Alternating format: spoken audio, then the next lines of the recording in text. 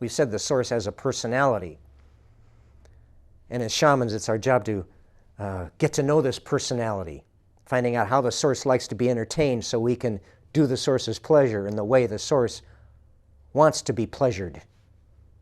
So these grand lines, all these are glimpses of, these are how nature expresses itself, how the source communicates to us its nature, its character. Well, this character in The Grapes of Wrath was this young, she's probably 19 or 20, I'm not sure they ever even tell us exactly how old she is, but of this large family who made the migration from Oklahoma in the Dust Bowl back in the 1930s to California. California, the promised land.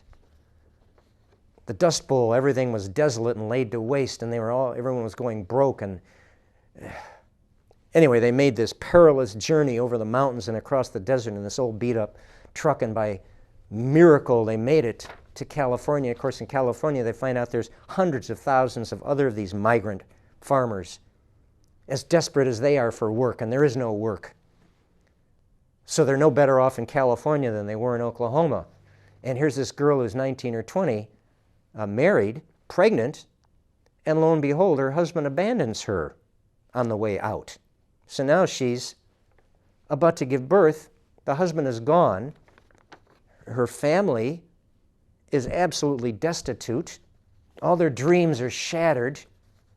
And now all of a sudden, this deluge of rain comes down and they're being flooded, so they have to go up to higher ground. She and her mother find this barn, this empty barn up on a hill, because they're going on the scouting mission to try and find some safe harbor for their family from the mud and the flood down below. And there's this scene in the barn where it turns out they're not alone in the barn. There's this young kid and his father, I guess. It's not even clear if it's his father, but there's this man of about 50 who's dying from starvation. As many of these migrant workers, they were dying of starvation. This girl, all the time she was pregnant, they were saying, we've got to give, at least we've got to feed her. She's got to have milk for the baby. Everyone else was having a crust of bread each day. I mean, they were all emaciated and nearly starving. So here was this starving stranger, this man of 50, semi-conscious, on death's doorstep over in the corner of the barn. The other key event, a couple days before, the girl's time for delivery had come, and the baby is born stillborn. Okay, so she has no baby because of her terrible semi-starved diet. Whatever, the baby is dead. So she's grieving everything. Her life is over for all intents and purposes. It's just, there's no hope, no future. And over in the corner of the barn is this dying man, and out of nowhere, she and her mother exchange a look between these two archetypes, these two female archetypes.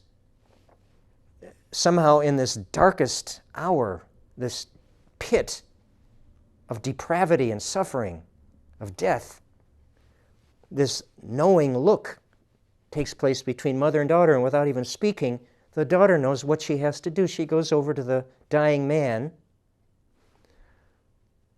lifts her blouse, and nurses him. The milk, which the baby, there's no baby, but this milk is nourishment. It's life.